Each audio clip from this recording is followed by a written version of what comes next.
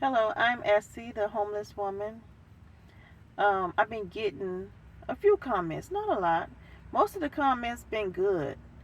Um, but there's a couple here and there that's been leaving comments about they think I'm content being homeless.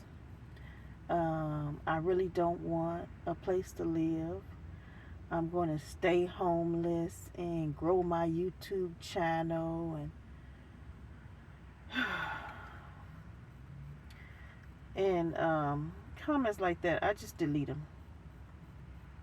So if I don't understand how you can listen to my videos and then basically call me a liar, because that's what you're doing.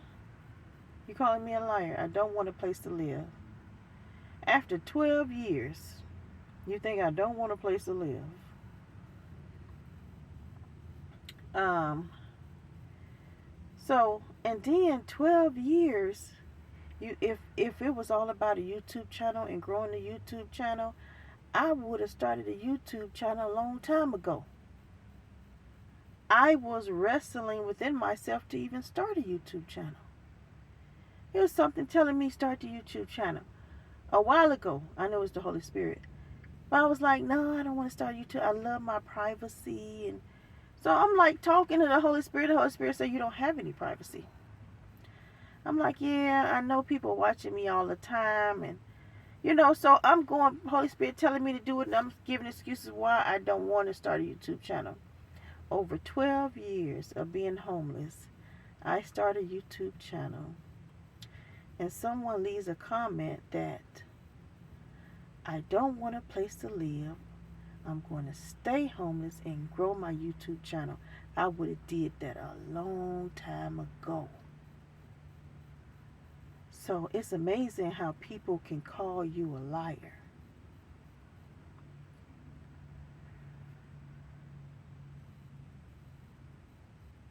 And they don't know nothing about you. But what you have said on social media. So if I'm a liar, everybody on social media is a lie. And I know that's not true. So, um, and then some people are coming on in the comments section. You know, I know I talk about Yahweh a lot. And so they're telling me Yahweh is a pagan God and Yahweh is this and Yahweh is that. Now, those comments I really don't like.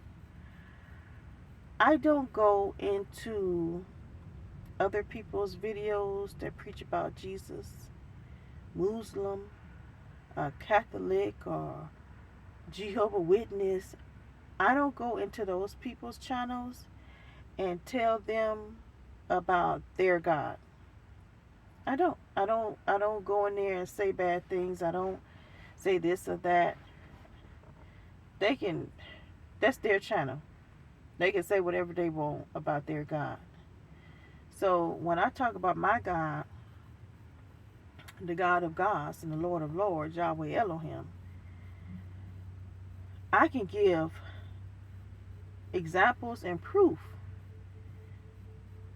Dreams, visions, heard his voice, seen his shape, encounters, things that I never had when I was in the Christian church. Never heard his voice, never had dreams or visions, never had encounters. When I was in the Christian church, I never had that. So, for the people that come into my comments sections and talk bad about Yahweh, there's nothing you can say, nothing you can do to make me turn against Yahweh. So save it, because I'm going to delete the comments. Yahweh is my hope, my everything. He's the reason why I'm still here and not 6 feet under. Don't come in my comment section talking about Yahweh, putting Yahweh down.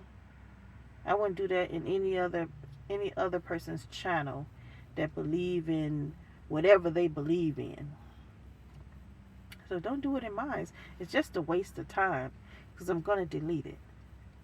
I have deleted some of the comments talking about I don't want a place to live. You will see. When the right opportunity comes, I can kind of see how people would think that I don't want a place to live because I've been homeless for over 12 years. But, you don't know everything about me. I haven't told you everything about me, and I wouldn't tell you everything, But I tell you a lot of things, but I won't tell you everything. But I can kind of see how you would think that I want to be homeless, being homeless for over 12 years. But, I have suffered through depression before I became homeless. Twice. And I come to realize that stress is what caused me to go through depression. I don't like stress. I try to flee away from stress as fast as I can. If anything is stressful, I try to flee from it. That's why I'm not so quick to move with people. Because once you get under someone's roof, they can stress you out to the max. I feel when you go out into the world and you go to work and you have a stressful job, when you come home, your home is supposed to be peaceful. You're supposed to have a peace of mind when you come home so you can get restored, relaxed. You can build yourself back up to go back out into the workforce and be stressed out again. So if you have a home that's stressful and you have a job that's stressful, that's sad. Because where do you go to relax? Where do you go to get a peace of mind? So that's why I've been homeless for so many years. I have had several offers. I always find something, a reason not to go live with the person. Like I had one offer. I known the lady for 10 years before I even stepped foot in her condo. 10 years. Now, she used to help me with money. Summertime is always a bad time for homeless people. Summertime is my worst time of the year. And so, she used to help me out with money. She's a nice lady. But I did recognize that I never stepped foot in her condo until she needed me. She called me and told me to come over. I'm thinking to myself, I ain't never been to her house. Never. 10 years of knowing this lady, ain't never been to her house. I'm like, why she can't just tell me on the phone? I get to her house. I come in. She takes me to the room that she's going to offer me. And she says, you can have this room. And I started to get happy inside, and she says, I was like, what, And she says, under one condition, in the inside, I'm like, oh, okay, what is it? What is it? She said, now she's coming down with dementia. She already has it, but it's not really, really bad yet. But she do ask questions over and over. And so it's getting bad. And her family members are leaving her alone. They fleeing from her. She's a giver. And now that she needs them the most, they're leaving her. So she calls me. So she says that she needs me to take her to, for her morning coffee every morning. Take her to her doctor's appointments in the grocery store. So I was like, okay, I'm thinking to myself. She told me to think about it.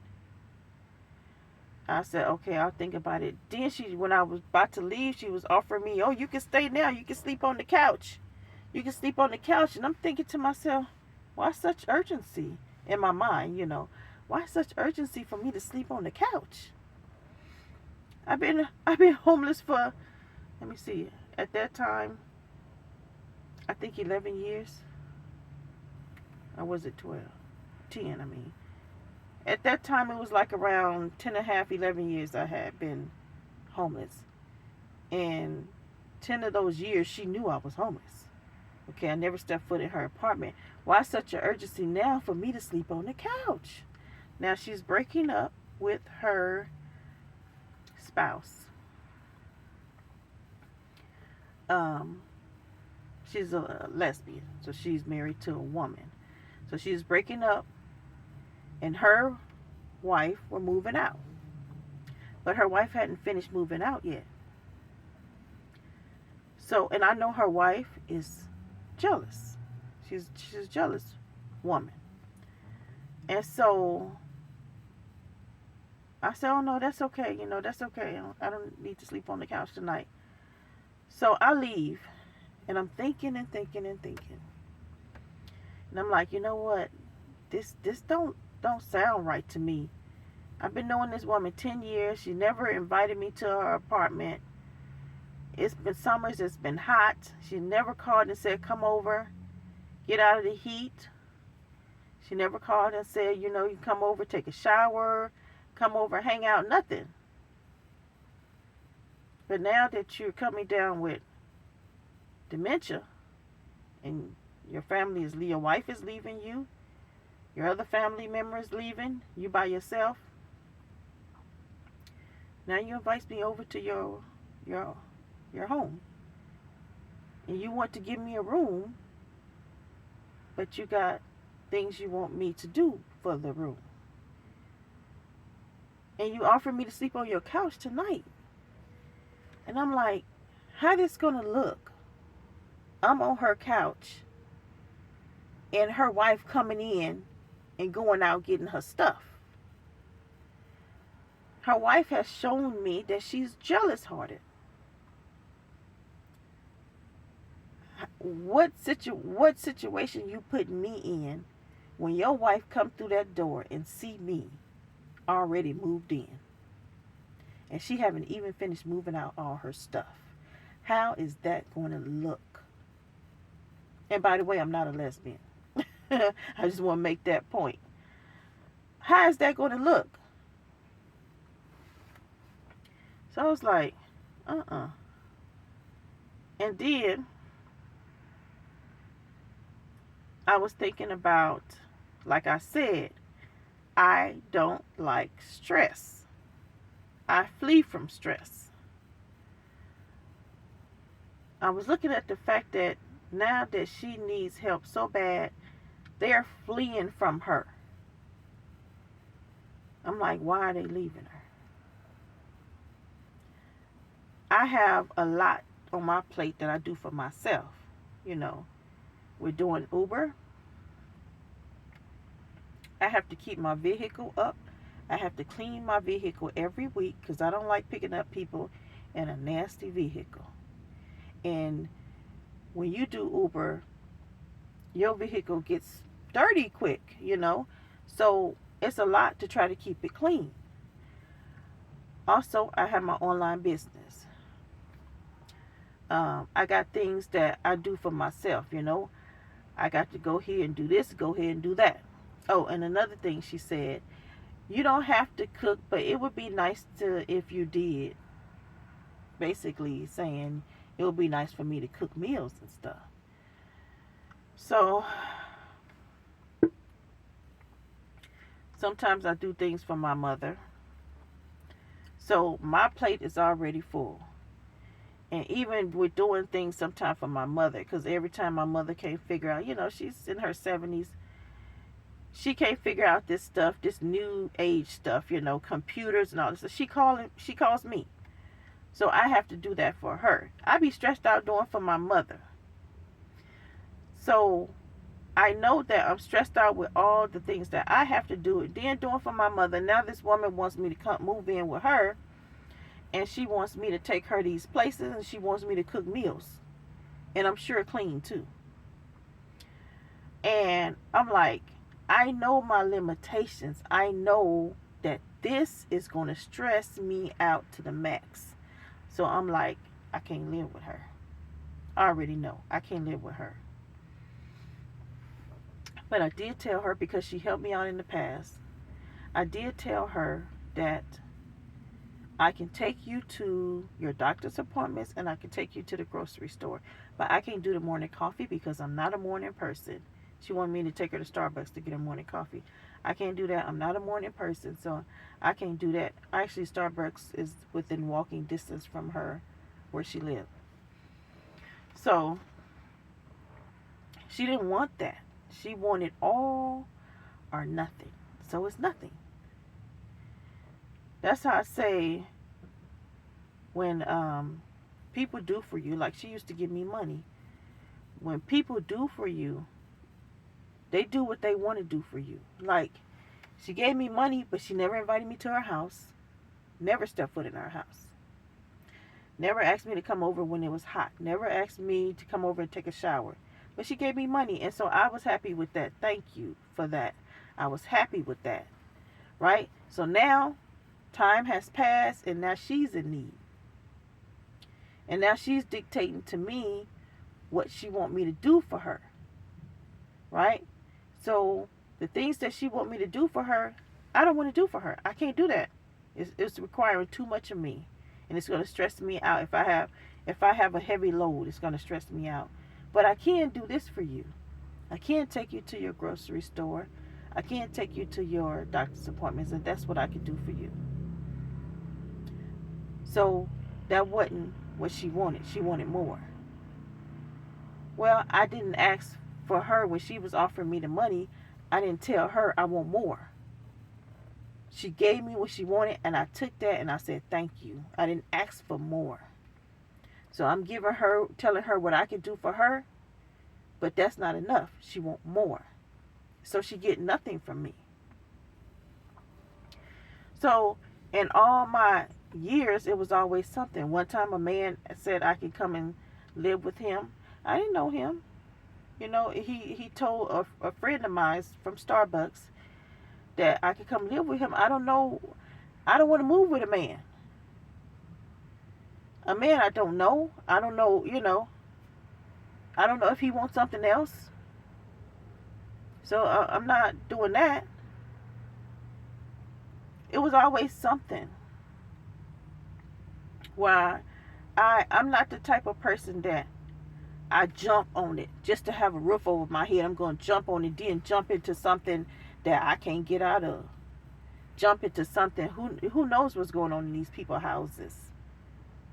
I'd rather stay in my car and have a peace of mind than to move with just any old body, just to have a roof over my head.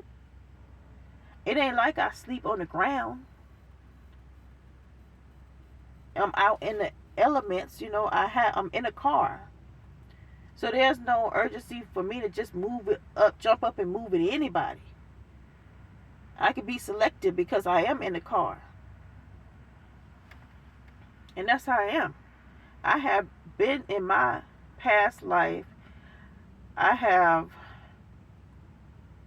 had a roof over my head and been stressed out at home.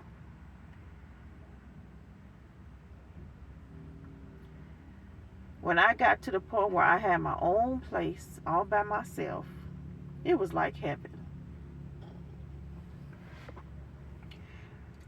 Bus driving is a stressful job. And then you go home and you deal with stress too. So when I got to the point where I had my own place by myself, it was my safe haven, my safe place, where I can relax, have a peace of mind. That is so priceless. So By me, I I put it like this. I put my peace of mind before a place to live. I put that first.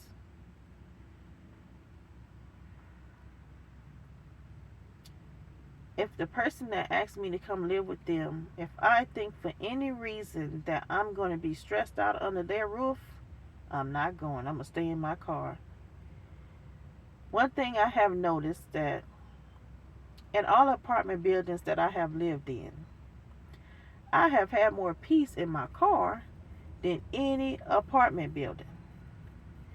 Now, sometimes things get on my nerves, like I sleep in a shopping center. Because where I live, you can't sleep on the streets. It's against the law to sleep in your car on the street. But you can in a shopping center because technically that's private property. So sometimes things get on my nerves, like the guys come and trim the trees. Then I got trees and branches falling all over my car because they do not care about where those branches fall. Then they come and sometimes they pave the parking lot. And then I got to get up and I got to move my car. And, stuff like that. I hear them coming with you know how they blow the leaves with that machine and making all that noise, blowing the leaves and stuff. Stuff like that. But I feel like I've been more inconvenienced living in apartment buildings than I have living in my car. I feel like I have more peace now that I don't have any issues with the police. Because when I was driving around with expired tags, they was always bothering me when I'd be sitting in a shopping center. So now I don't have any issues with the police. That's been a long road, I'm telling you, dealing with the police. But they don't bother me no more. Now that I went to the city council meeting and talked about how they've been treating me for all these years, I don't have any issue with them now. But yeah, I want a place to live. I don't want to stay in my car. Imagine getting up in the morning. You got to drive somewhere to brush your teeth and wash your face. You got to drive somewhere to take a shower. You got to drive somewhere to get you something to eat. Everything you do, you got to drive somewhere to do it. I would like to have a home, get out my bed, go use the bathroom, take a shower, brush my teeth and everything, wash my face at home, eat at home, and then step out the door ready to take care of business. But I got to drive here and there just to do that. I got to drive here to brush my teeth, wash my face. I got to drive here to go and get me something to eat. At night, I got to go drive here and go take my shower. Sometimes I need things in my storage unit. I got to drive to my storage unit and get it. So the things that you take for granted at home, I got to drive everywhere to do it. I want something cold to drink. I got to drive to the gas station, to the store, and get it. I got to drive everywhere. I'm kind of tired of that. I want a place to live. I'm older. I'm tired of that.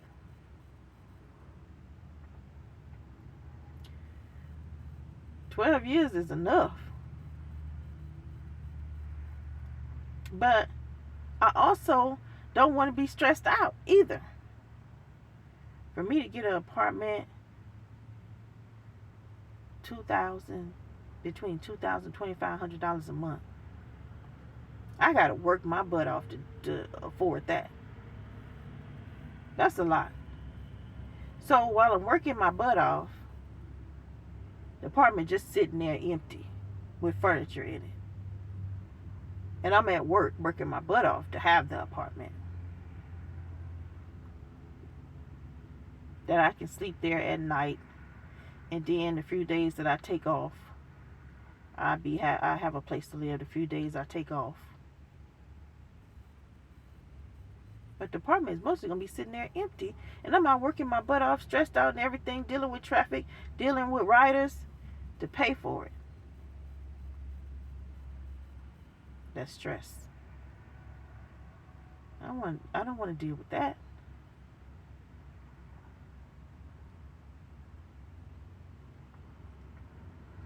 I wish we could just work 3 days a week and it would supply all our needs and all our wants. You know, just 3 days a week at the most.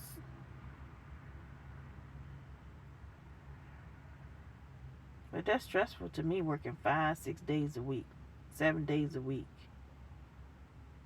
I might do it here and there because I need to pay a bill or something, but I don't continue to do that every week.